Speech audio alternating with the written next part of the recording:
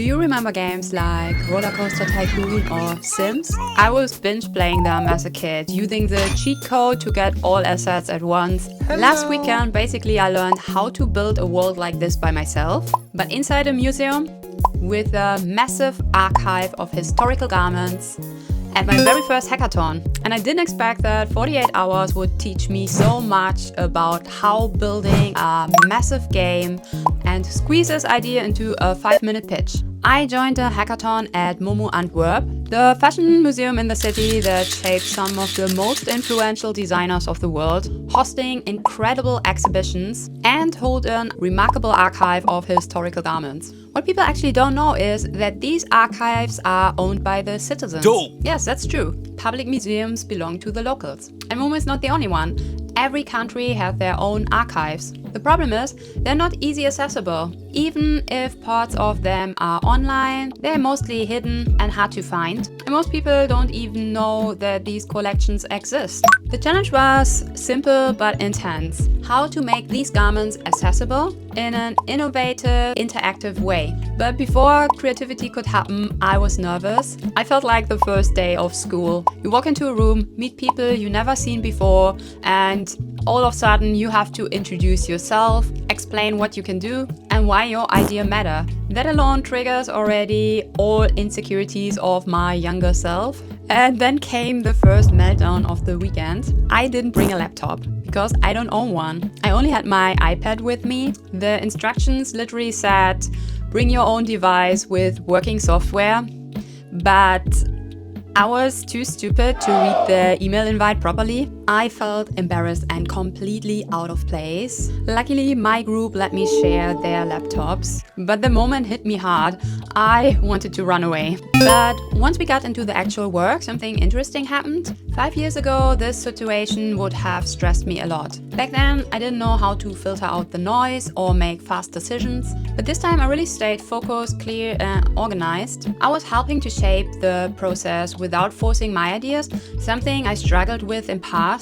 And in that moment, I recognized how much I have grown as a person and as a designer. It reminded me that all the struggles, the insecurities, the moments where you feel probably too loud or not enough, they really do soften with time and practice. As a team, we explored the biggest question behind the challenge. How do you enter a museum archive without getting overwhelmed? How do you experience history without reading a sign next to a dress? How do you overcome a flat 2D image and turn it into a story you can engage with? Our concept became something like an interactive Pinterest combined with a world-building tool. You can browse historical garments, choose environments, place dresses with characters, and then they tell the story to you. Fun, educational, playful, and accessible worldwide wherever you are.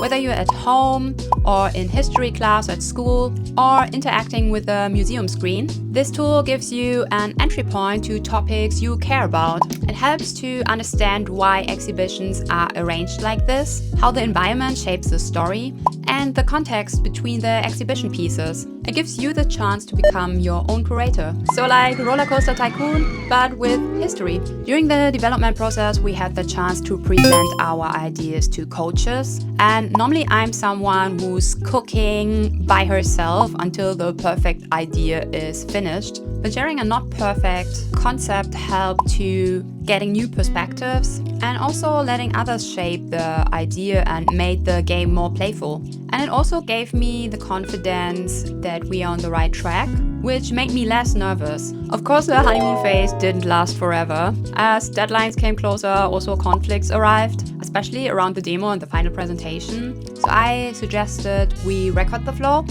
and present it as if we would be live. That's very common in production and makes the full process smoother. But this time I wasn't the one presenting, and some team members insisted to just show a video. I had to let go of my idea. It irritated me honestly because it triggered my perfectionism, but also reminded me that teamwork means to compromise and let go. Then the pitch came. 5 minutes, one shot, in front of all the other teams, coaches, the organizers and the jury. And even this time I was not presenting, I felt nervous as if I would stay in front of the audience. And despite all the tension, the presentation went really well. I was proud of what we have managed to build in 2 days. After the pitches, we went into the museum bar for some gathering and network, and also to deep dive into the ideas of the other teams. Then the winners were announced, and we weren't one of them. It hit me harder than I thought it would and brought me straight back to school when you try things really hard but you still don't make it.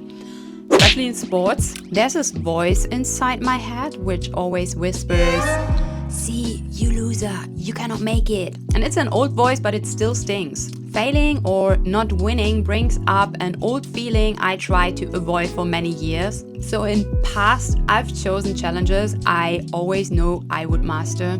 But real learning only happens if you step out of your comfort zone. And when you truly believe in your ideas, you should not give up. My reaction to not winning could have been adjusted with just some change of perspective.